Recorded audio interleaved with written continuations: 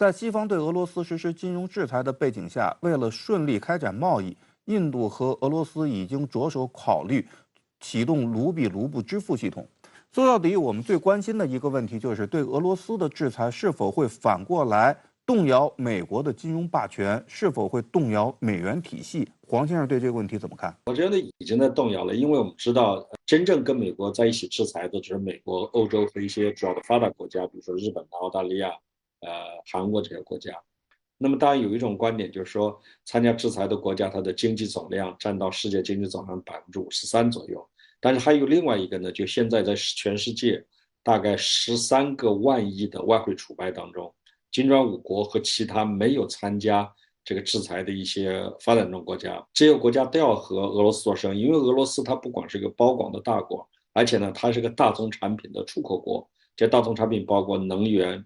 这不用说对吧？粮食、化肥、军火、矿产等等。那你又不准它用美元进行交易，那它肯定就要像俄罗斯和印度一样，另外找一个交易的途径，用另外的货币或者自己的货币或另外货币进行交易。这本身就是对美元的一种打击和侵蚀。实话实说啊，我以前也没有觉得印度有什么特别的分量，但是这一次呢，印度的大国地位似乎是得到了凸显。这是否也恰恰说明，印度要确立自己的大国地位，就必须和美西方拉开一定的距离？黄先生怎么看？印度实际上自从它独立以来，一直是个大国。那么这一次呢，印度不过是在俄乌战争中用自己的立场、自己的选择再次显示它是一个大国。那么就它的外交是不受他人指控的。那么印度从50年代以来是不结盟运动的发起国之一，他就一直坚持不结盟运动。实际这一次，我认为印度在俄乌战争中的这个态度，也是他不结盟这个政策、不结盟原则的一个体现。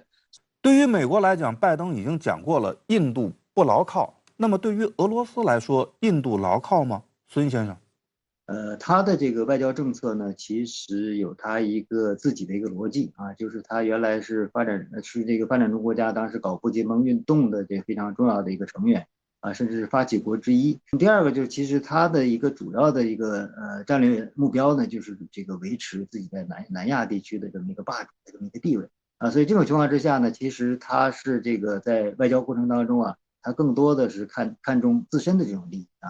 所以这种情况之下呢，这个印度跟美国也好，跟俄罗斯也好，那不可能这个只是一条心。俄罗斯外长拉夫罗夫在结束中国之行之后，紧接着就去了印度，与印度总理莫迪、印度外长苏杰生举行会谈。那么拉夫罗夫访问印度的目的究竟是什么呢？印度的大手笔采购对于俄罗斯来讲意味着什么呢？对稳定俄罗斯的经济能够产生多大的作用？孙先生。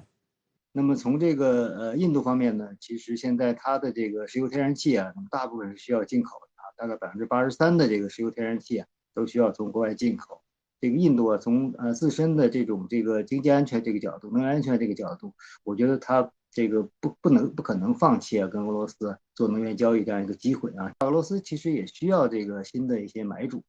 所以这个印度呢，其实就是非常这个好的一个市场因为印度这个这么大一个市场，另外这个其实它的这个经济这几年这个也保持一个中高速的这么一个增长。这次乌克兰危机是否反而可能成为俄印加深能源以及经贸合作的契机呢？林先生。这种可能性呢，其实不太大因为这个俄罗斯这个甚至都进入不了印度的这个前20大的贸易伙伴这就说明他们之间呢是存在这样的一个本身的这个障碍的所以呢这一次呢这个只能说是这个印度呢要借这样的机会呢来扩大跟俄罗斯的贸易，包括石油方面的贸易但是要想有一个非常大的这个幅度的改善呢，实际上是比较困难的。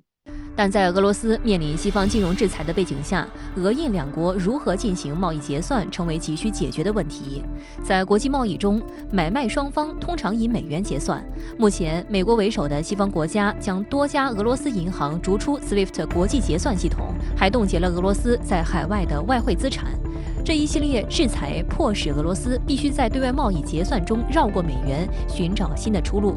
俄罗斯总统普京上周四宣布，4月1号开始，外国买家必须用卢布购买天然气。这道法令仅针对所谓不友好国家，但是也体现了当下俄罗斯对外贸易用卢布结算符合俄罗斯的利益。俄外长拉夫罗夫访印的另一个重要目的就是推进卢比卢布交易机制的落实。在卢比卢布贸易机制下，印度和俄罗斯可以绕过美元，使用本国货币进行贸易。早在冷战时期，由于美苏紧张关系，印度和苏联就曾建立了卢比卢布贸易机制，因此俄罗斯方面将此轮卢比卢布交易机制称为重启。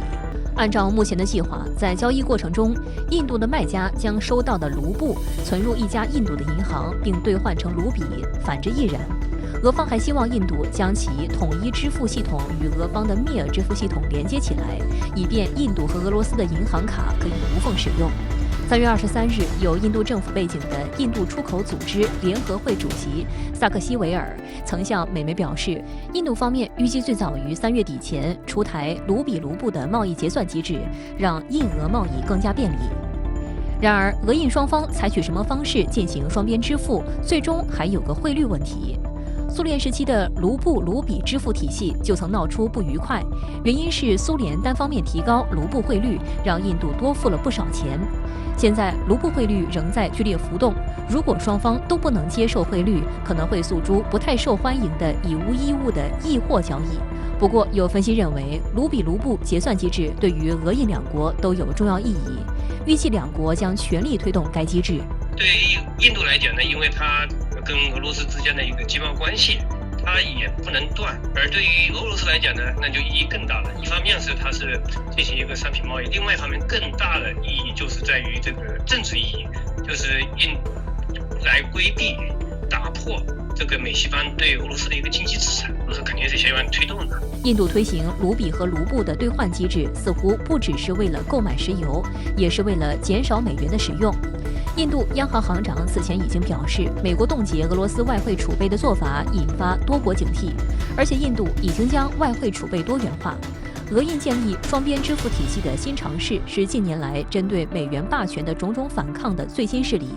印度在对伊制裁中也有过反抗之举。印度曾一度因受 SWIFT 限制欠了购买伊朗石油的账，但最终通过2家印度银行找到了卢比、里亚尔双边支付的办法，绕开了美国主导的制裁。俄罗斯外长拉夫罗夫在中国参加了阿富汗邻国外长会议后，匆匆赶往印度首都新德里，对印度展开为期2天的访问。4月1日，拉夫罗夫分别与印度总理莫迪、印度外长苏杰生举行会谈。拉夫罗夫向印方通报乌克兰危机及和谈的最新进展。他还表示，友情是俄印关系的关键词，即便到了最艰难的时刻，俄印两国关系依然坚固。而在去年年底，也就是2021年的12月6日，俄罗斯总统普京访问了印度，并称赞印度是莫斯科的强大而可靠的盟友。而在与莫迪会晤前，普京再次向媒体表示，我们认为印度是一个大国、一个友好的国家和一个安全的盟友。在这个关键的时期，拉夫罗夫访问印度又带着怎样的任务呢？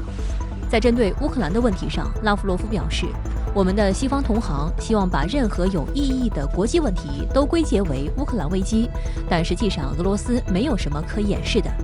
在与印度总理莫迪的会晤中，乌克兰危机也是双方关注的重点。拉夫罗夫称，如果印度能够坚持公平正义的原则与其他国家沟通，那么俄方并不反对印度发挥作用。